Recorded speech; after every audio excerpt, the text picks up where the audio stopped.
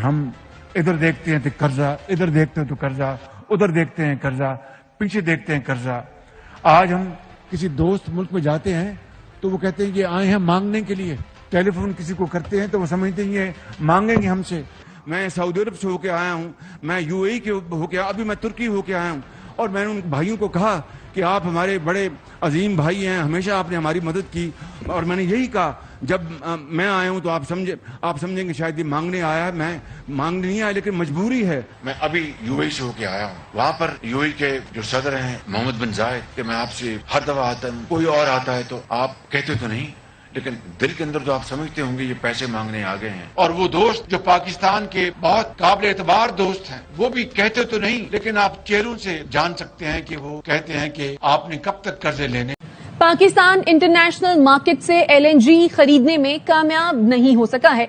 लतीफा जो था ना, वो था इस मुल्क पे जो on job training prime minister रखा गया था। अमेरिकी न्यूज एजेंसी ब्लूमबर्ग के मुताबिक पाकिस्तान को अक्टूबर से दिसंबर के लिए 6 एलएनजी शिपमेंट्स की जरूरत है, मगर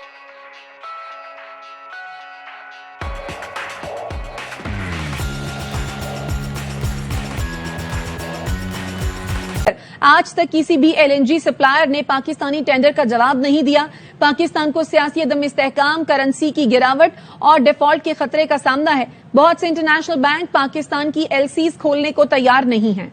अगर इमीडिएट इस वक्त क्राइसिस ये है, ब्लूमबर्ग रिपोर्ट करता है आज टेंडर्स खुले, काफी अर्से बाद पाकिस्तान बैनुल-अक़वामी मार्केट में गया स्पॉट पर कार्गो लेने और सप्लायर नहीं आया। हालांकि जाहिर है सूरत हाल अब इंटरनेशनल मार्केट की वो नहीं है जो पहले थी, जब $70 तक एलएनजी चली गई थी। पिछले दिनों तो सिंगल डिजिट में भी आई थी, फिर अचानक हमने थोड़ी सी रैली जरूर देखी है, डबल डिजिट में वापस गई, मगर वो सूरत हाल नहीं है। उसके बावजूद सप्लायर का ना आना, ब्लूमबर्ग रिपोर्ट कर रहा है कि जी उन्हें कंसर्न है कि वो डिफॉल्ट ना कर जाए, एलसीआं ना खुलें। तो पाकिस्तान का कंसर्न बहुत इमीडिएट है और जाहिर है पाकिस्तान में सिर्फ 9 माहाना कार्गो आ रहे हैं, 5 पुरानी कतर से डील के जरिए, 3 नई कतर से डील के जरिए, एक ईएनआई के जरिए, एक पॉसिबली आप कह रहे हैं कि अजरबैजान में सुकार से जो डील किया उससे आएगा। तो हमें एक एक्यूट क्राइसिस का सामना करना पड़ सकता है अगर सप्लायर नहीं आ रहे हैं।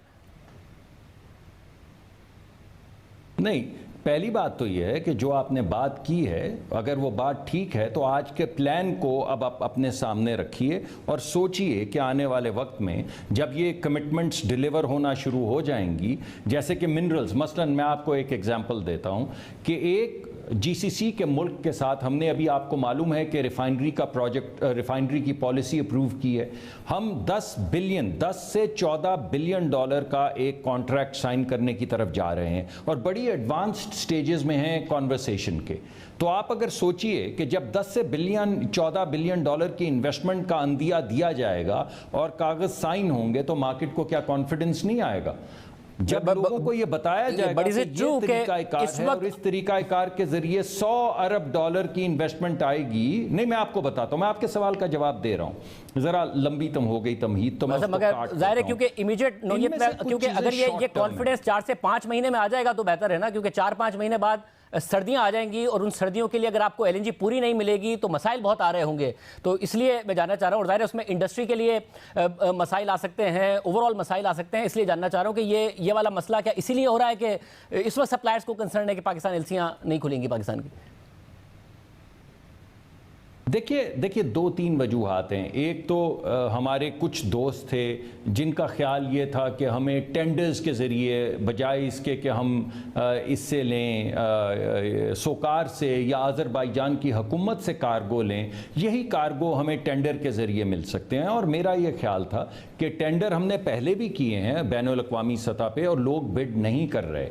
इस वजह से हमारे लिए ये एक तरीक़ाकार है कि अगर कोई भी बिड नहीं करता तो हमारे पास सोकार की एक विंडो मौजूद है जो ना सिर्फ लॉन्ग टर्म कॉन्ट्रैक्ट्स को बीट करेगी बल्कि स्पॉट और डिस्ट्रेस्ड दोनों कार्गोज, आपको तो फर्क मालूम है स्पॉट और डिस्ट्रेस्ड का, तो स्पॉट कार्गोज भी और डिस्ट्रेस्ड कार्गोज भी प्रोक्योर करके पाकिस्तान को देगी।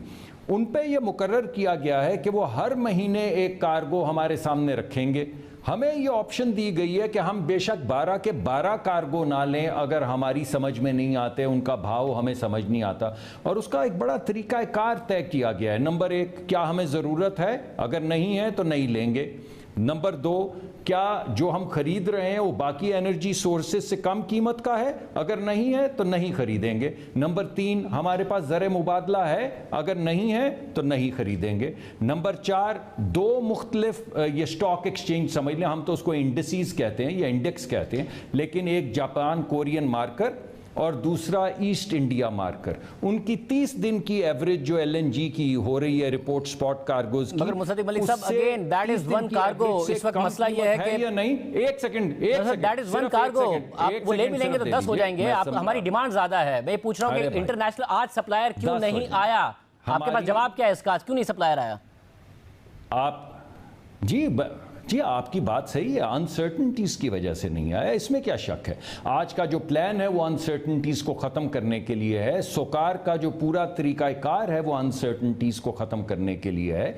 और अगर एक कार्गो हमें सोकार से मिलना शुरू हो जाए तो हम 2 भी ले सकते हैं, उसमें क्या हर्ज है। हम अमेंडमेंट एक नई समरी चलाएंगे दूसरे कार्गो के लिए, तरीकाकार पहले से ही तय है और 2 कार्गो लेना शुरू कर देंगे। लेकिन जो एक बात मैं आपको बताना चाहता हूं वो ये है कि पिछले साल भी आप चेक कर लीजिए, किसी भी वक्त हम 12 के 12 कार्गो नहीं ले रहे थे। मुसद्दिक मलिक साहब, मार्केट्स में शॉर्टेज थी, यूरोप की तरफ से बहुत इंटेंस बाइंग थी, मार्केट में एलएनजी अवेलेबल नहीं थी, इस वक्त है। उस सूरत में नहीं आया है तो इसलिए सवाल कर रहा हूं। आप खुद कह रहे हैं कि अनसर्टेनिटी की वजह से आया है, क्योंकि हमारी जो इस वक्त एक्सटर्नल साइड है उसकी जो अनसर्टेनिटी है उसकी वजह से सप्लाई नहीं आ रहा कि पैसे मिलेंगे या नहीं मिलेंगे।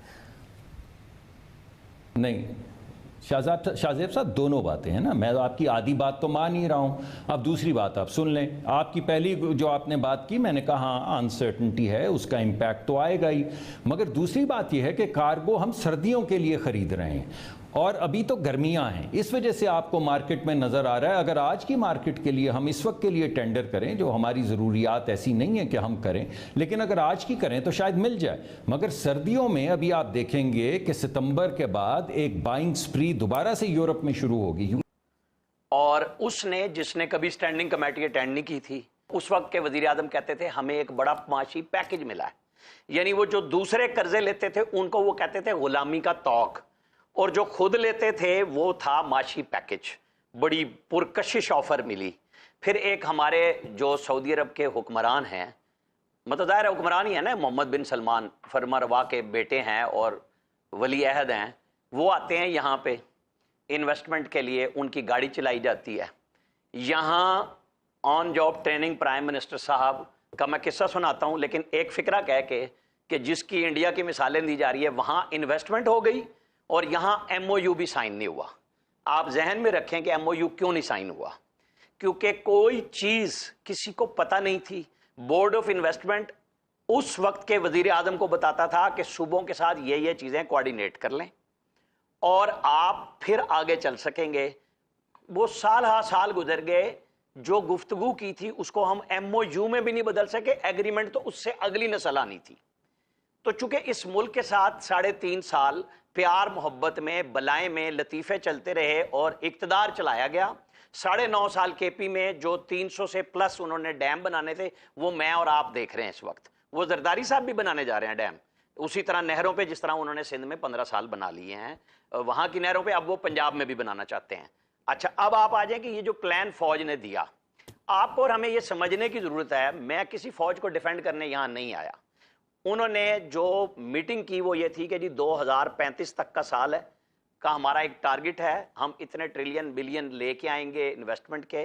और वो जो इज्तिमाई हुकूमत का आपने फिक्रा बोला, वो ये है कि आप सबको इस मुल्क को चलाने के लिए एक चार्टर ऑफ मईशत करना पड़ेगा।